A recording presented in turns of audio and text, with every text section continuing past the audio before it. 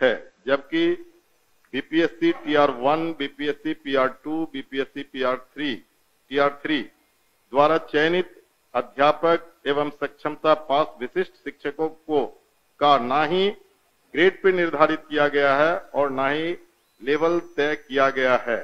सिर्फ नियोजन के तहत वर्ग 1 से 5 के अध्यापकों को एवं विशिष्ट शिक्षकों को 25,000, वर्ग 6 से 8 के अध्यापक को 28,000, वर्ग 9 से 10 के अध्यापक एवं विशिष्ट शिक्षकों को 31,000, वर्ग 11 से 12 के अध्यापक एवं विशिष्ट शिक्षकों को 32,000 रुपया मूल वेतन दिया जा रहा है, जो 7वें वेतन आयोग से बिल्कुल अलग है, जिसके कारण भविष्य में अध्यापक एवं विशिष्ट अध्यापकों को 8वें वेतन आयोग के लाभ से वंचित रहना पड़ सकता है, जबकि उक्त शिक्षकों को भी राज्यकर्मी का दर्जा प्राप्त है।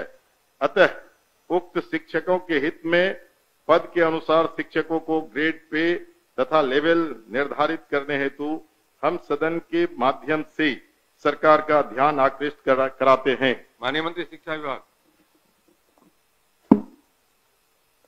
अध्यक्ष महोदय, वस्तु स्थिति यह है कि पंचायती राज संस्थाओं एवं नगर निकाय संस्थाओं द्वारा नियुक्त शिक्षकों को समान कार्य के बदले समान वेतन देने से संबंधित माननीय सर्वोच्च न्यायालय में दायर SLP-C संख्या 20/2018 बिहार सरकार एवं अन्य बनाम बिहार माध्यमिक शिक्षक संघर्ष समिति एवं अन्य के साथ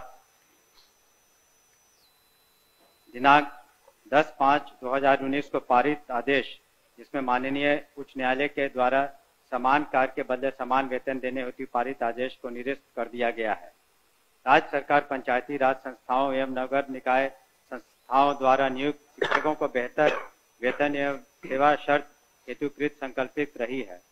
राज्य सरकार ने सहानुभूति पूर्वक इन शिक्षकों को 1/9/2020 से EPF योजना, जिसमें राज्य सरकार के द्वारा लगभग 5% अंशदान दिया गया है, से आच्छादित करते हुए दिनांक 1/4/2021 से 15% का वेतन वृद्धि किया गया। पुनः राज्य सरकार द्वारा स्थानीय निकाय शिक्षकों को बेहतर सेवा शर्त एवं वेतन प्राप्त हो के परिप्रेक्ष्य में बिहार विद्यालय विशिष्ट शिक्षा नियमावली 2023 अधिसूचित किया गया।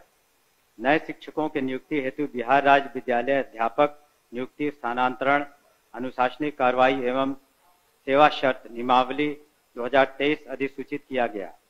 सरकार द्वारा इन दोनों नियमावली से नया पद सृजित किया गया।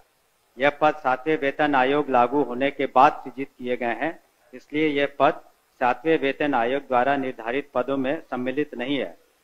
सरकार द्वारा सरकार के अन्य बहुत सारे पद सृजित किए जाते हैं जो 7वें वेतन आयोग में सम्मिलित नहीं होते हैं।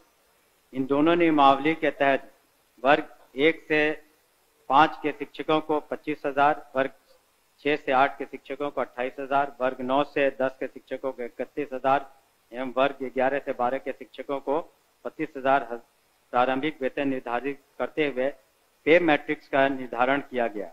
उक्त नियमावली के तहत शिक्षकों को बेहतर प्रोन्नति का लाभ दिया गया। अगले संभावित जो वेतन आयोग 8वां वेतन आयोग में यह शिक्षा विभाग द्वारा इन विद्यालय अध्यापकों एवं विशिष्ट शिक्षकों के वेतन मान को उचित स्तर पर निर्धारित करने हेतु वित्त विभाग को अनुशंसित किया जाएगा। महोदय, मैं पूरे वक्तव्य को मैं सुना। सरकार बीपीएससी का एग्जामिनेशन लेकर के सरकार ने घोषणा किया कि वो राज्यकर्मी होंगे। दूसरी बात की सरकार ने ही घोषणा किया कि सक्षमता परीक्षा पास जो कर जाएंगे शिक्षक वो राज्यकर्मी होंगे। तो जब राज्यकर्मी होंगे तब फिर क्या औचित्य है कि आप उसको 7वें वेतन के लाभ से अलग रखेंगे, उस श्रेणी में नहीं रखेंगे? क्यों उसको राज्यकर्मी का दर्जा देते हुए और राज्यकर्मी की घोषणा करते हुए उस लाभ से सरकार क्यों वंचित रखना चाहती है, ये मैं जानना चाहता हूं। माननीय मंत्री। अध्यक्ष महोदय, इसमें जो विचार विमर्श किया गया वित्त विभाग से, ऐसी बात नहीं है कि सहानुभूति तो पूरी रखी गई। एक और आंकड़ा मैं पढ़ना चाहूंगा सदन के सामने।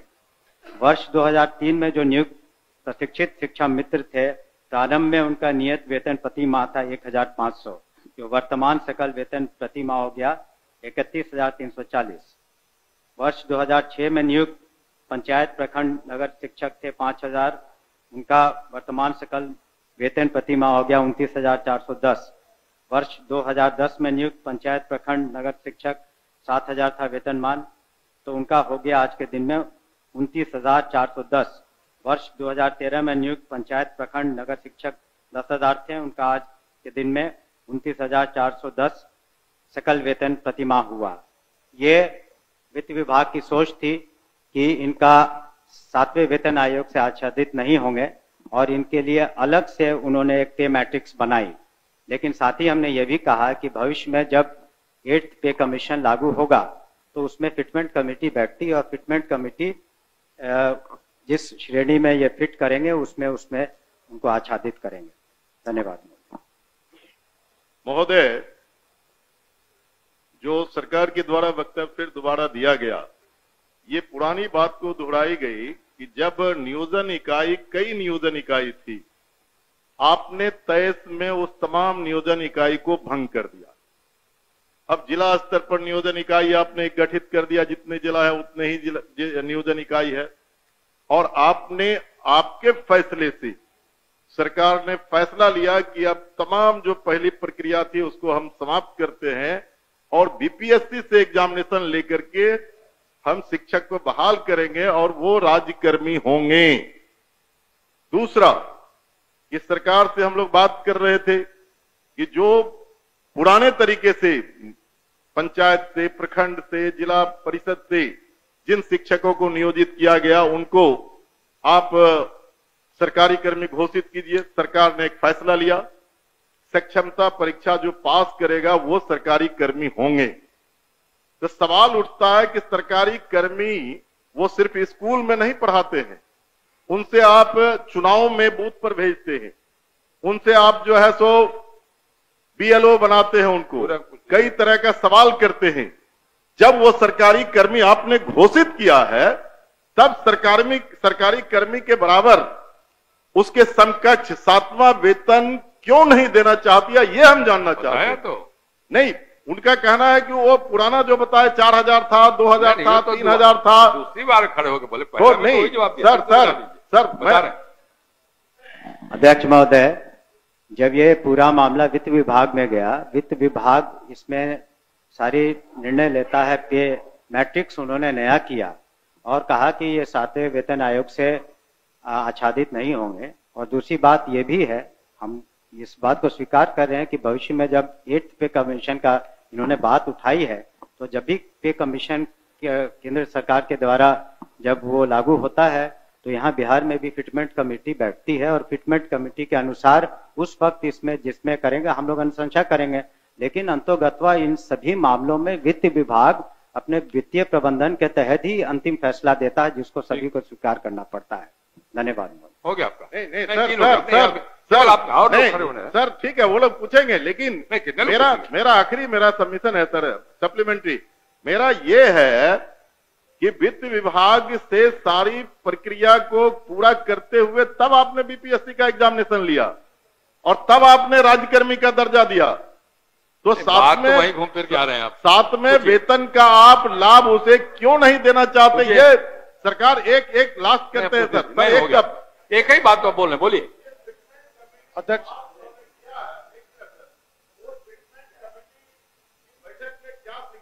इन मुद्दों को रखा जाएगा, क्या तो रहे?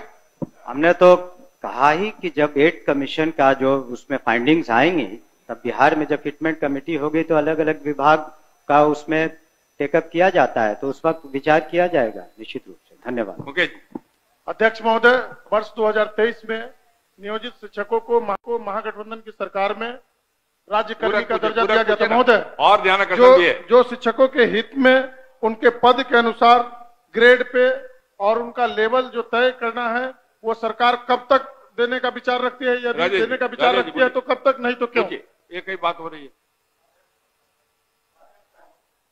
आपके माध्यम से मैं शॉर्ट में 2 पूरक पूछना चाहता हूं।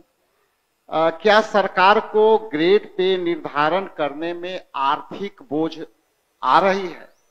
और यदि ये आर्थिक बोझ आ रही है तो सरकार बतावे कि कितने की आर्थिक बोझ आ रही है, तब जो है वो इनको करने में क्या कठिनाई आ रही है आर्थिक बोझ आने में। ये मेरा सवाल है। बैठिए, और कोई पूछने वाले नहीं ना है? चलिए आप बताइए।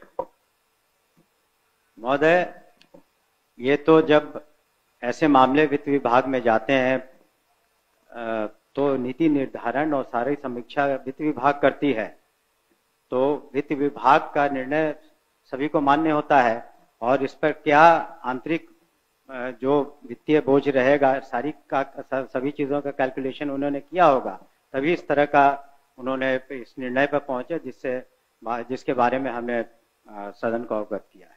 अध्यक्ष